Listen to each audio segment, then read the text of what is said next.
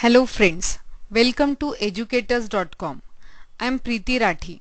In last video we have discussed about loops like while loop and do while loop. Now in this video we'll check out for loop. The topics we are going to cover in this video are for loop, flowchart for loop, example of for loop, then we'll see nesting of for loop, then nesting of while loop as well as nesting of do while loop. Now for loop is again used for repetition task, just like while as well as do while loop, but the syntax is bit different. In for loop we can wrap initialization, loop condition as well as update expression in one statement. Here this for loop has three compartments, where first is for initialization of the variable, second will hold condition, that is a loop condition, and third can be increment or decrement operator. Then it will be followed by the body of the loop. Initialization expression set to the initial value of a loop control variable. This loop repetition condition tests the value of the loop control variable, and update expression update the loop control variable. So this initialization is executed only once, then the condition will be checked. If it is true, it will execute the loop body. Then at the end of the loop body, update expression will be executed. Again for next iteration it will check for the condition and same flow will go ahead. If we'll check out the flow chart of for loop, we can say that start then initialize. So initialization is performed only once. Then the condition is checked. If condition is true, control will enter in the body of the loop. Then after completing body of loop, it will increment or decrement the variable. That is our update expression. Then for the next iteration it will go and directly check for the test condition. The same will go on till the condition is true. As soon as condition becomes false, the control will come out of the for loop. So initialization will be done only once, condition will be checked every time before entering in the loop, and at the end of the loop increment or decrement will be performed.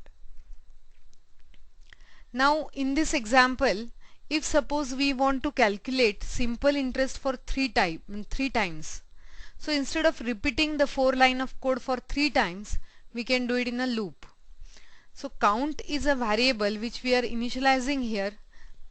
This is a loop condition and this is the update expression, which is our incrementing of the counter. Then we are asking for the values, reading through the scanf, then performing calculation of simple interest and displaying the simple interest. So this will go on till count becomes 4. As soon as count becomes 4, this condition will become false and it will come out of the for loop. Now what is nesting? Nesting is when we have one loop inside another loop, we can call it as a nesting of the loops. Nesting is possible in for loop, in while loop as well as in do while loop. Not necessary that outer loop and inner loop should be of same type. We can even have outer loop as a for, inner as a while or do while or for. The combination anything will work. Only the restriction is inner loop should be inside, completely inside the outer loop. Like here we can see that this outer for loop is initializing variable here, then checking for the condition and increment. Then we have another for loop which is nested inside the outer loop. So this for loop has a different counter, different condition and increment operator. So first when r is equal to 1, it will enter into the loop, c will become 1, then this loop will iterate for the whole life cycle, that c will become 2. When c becomes 3, the condition becomes false, then it will come out of the inner loop and executes the outer loop.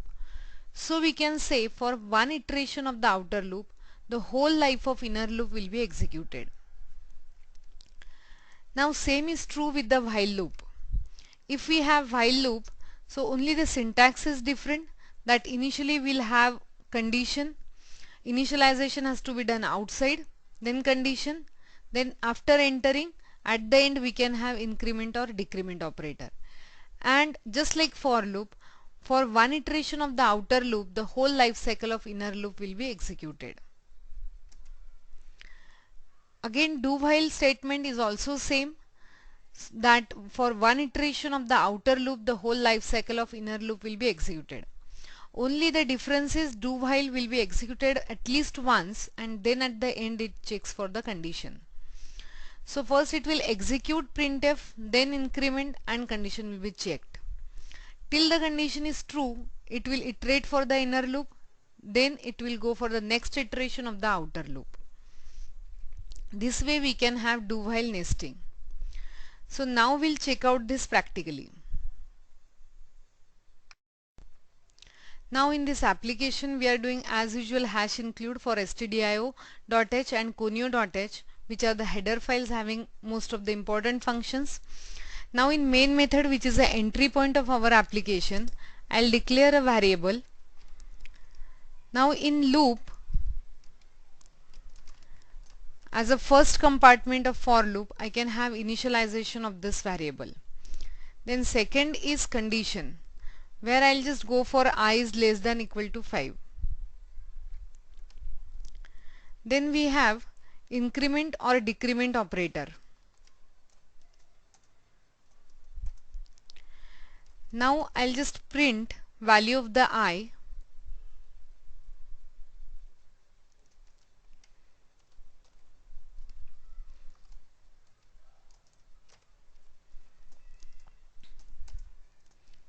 This way.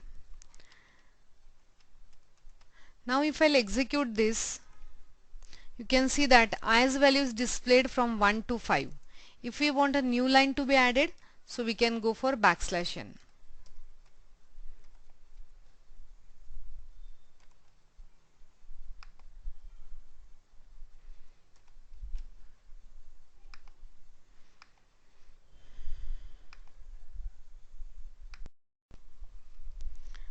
So this way we can execute it. Okay. So I from 1 to 5 is displayed. Now as we have learned that initialization is done only once, then the condition will be checked. If condition is true, it will execute the for loop body. At the end of the loop, it will execute increment or decrement, whatever is specified at the third compartment of this for loop. Then directly it will come for checking of this condition. It will not do initialization again, and if the condition is true, it will execute for loop and so on till the condition becomes false. Once the condition becomes false, it will come out of the for loop. Now here we can have multiple variable as a part of initialization.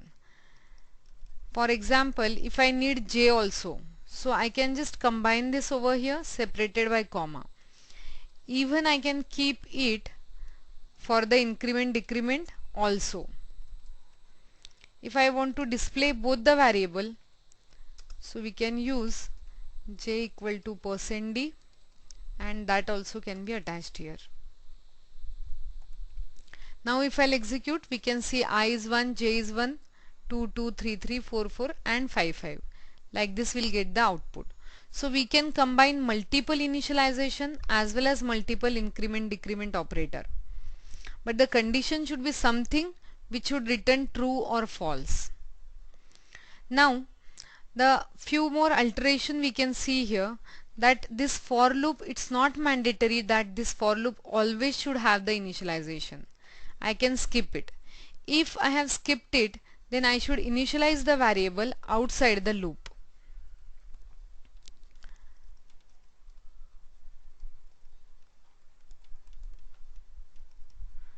So this way perfectly we can use it by skipping this initialization.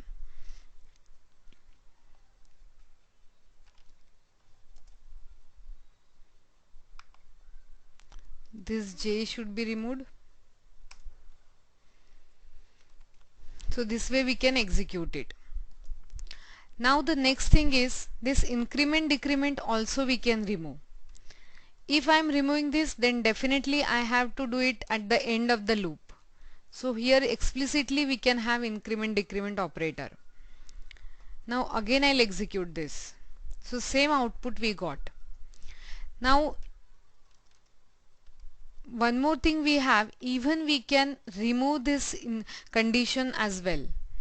Means I can have a for loop just with two semicolon, but we cannot remove that semicolon because it is a part of syntax. Fine. So even though we don't have initialization condition as well as increment decrement, still the semicolon is mandatory. Now this type of for loop is called as infinite loop. Means it does not have any condition to come out of the loop. Then in that case the condition should be given inside the loop.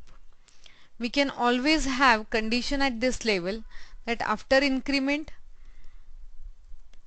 now here we can check the condition that if I is greater than 5, then we want to come out of the loop. So for that purpose we have a statement called as break. Now whenever we execute break, it comes out of the for loop. So first I is 1, so that time I is not greater than 5, so it will execute printf and increment till it becomes I becomes 6. It will execute it. As soon as I become 6, this condition will become true and break will be executed. As soon as we execute break, it comes out of the loop. So control will come out of the for loop, and if I keep some statement outside, so that will be executed.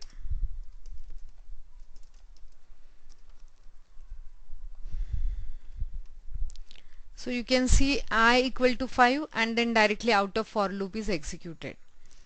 So this way we can have infinite loop also, but again we need to remember that in case of infinite loop, two semicolons are mandatory because that is a part of syntax. If I try to remove the semicolon, we'll get compile time error. We'll check out that. Now if I compile, I'll get error for the syntax. Okay. So these two semicolons are mandatory even though we are skipping any of the part. So this is the infinite for loop. Now after for loop, the first statement is considered as a part of loop. So if I have here as a initialization, then I is less than equal to 5 is a condition, then I plus plus. Now again I'll make it as a previous example.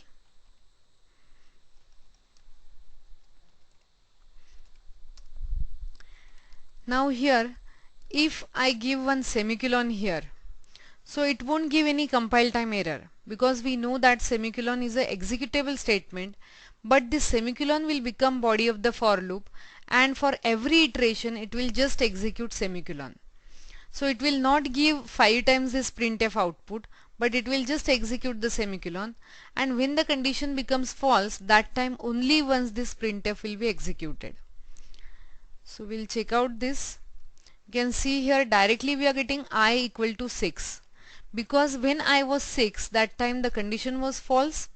It came out of the loop and this part is executed as a normal statement because these are not considered as a part of for loop. So if we want multiple statement to be executed as a body of for loop, we have to wrap it in a curly bracket and check out that semicolon should not be given here. Then it will work properly. Now we'll check out nesting of the loops. As we have seen that nesting is one loop inside the another loop. So I can have another loop here. The counter I'll declare outside, or loop variable we can call it, which will be the outside. Then I have j equal to 1 as the initialization. Then j is less than equal to 3 and then j plus plus.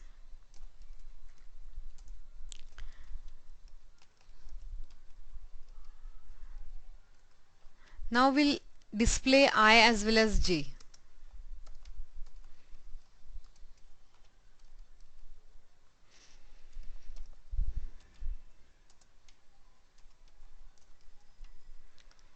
So here we have one for loop, inside that another for loop is wrapped, and we are displaying I and j's value. Now if I'll execute this, so you can see that first time when I is 1, the life of j is executed. Means life of j is till 3. Then I became 2, again j started from 1 till 3. I became 3, again j started from 1 till 3. So we can say that for one iteration of the outer loop, the whole life cycle of inner loop is executed. That is how this loop will work. That for when I is 1, the whole life of j is executed. Then again I becomes 2, again j will be initialized to 1 and whole life cycle will be executed. That is how the nesting will work. Now we can have nesting in the while as well as do while also. The working of it will be same only, just the syntax will be different. That if I go for while loop, I have to do the initialization outside of the loop, because in while loop we can have only the condition part.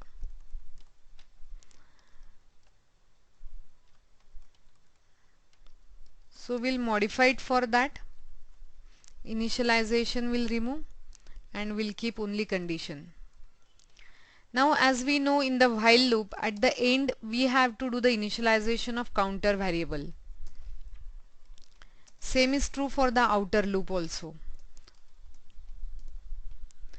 Now this initialization of j should be done before starting the inner loop.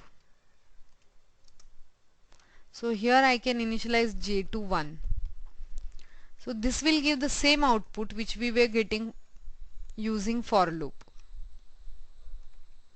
Now you can see again when I is 1, j's whole life is executed, I is 2, j's whole life. So same output we got. So what we did here, just the syntax is different. The initialization should be outside, then loop will hold only the condition, and increment or decrement should be given at the end of the loop. Now same we can have using do while loop also. The difference between while and do while, as we have seen, that do while will execute at least once because condition is checked at the end. So here again we can have this do part, then condition we need to apply at the end. That is, here we can write the condition for inner loop, that is j is less than equal to 3, and here we can provide condition for outer loop, that is while I is less than equal to 3, and we'll get the same output. So you can see again the same output we got. Now I made I as only till 3, so it is executing till 3. If I'll make it as a 5, so the outer iteration will be done till 5. So I is 1, j is 1, 2, 3, I is 2, again j is 1, 2, 3. So same output we'll get. Means we can say that for every nesting of the loop, for outer loop's first iteration, the whole life cycle of inner loop will be executed. Now this is true for while, do while as well as for loop. And nesting can be done in any combination, for with while or do while and while, anything as per our requirement. But only the thing is the inner loop should be completely wrapped inside the outer loop. So now in this video we have learned about for loop. Then we have seen we can have infinite for loop also. We can skip the initialization condition as well as increment decrement. Even we can add multiple increment decrement as well as initialization part. Then we have seen use of break also. Then we have seen nesting of the loops in that for loop, while loop as well as do while loop. Now in the next video we'll check out break in detail, then continue as well as go to statement. Thank you.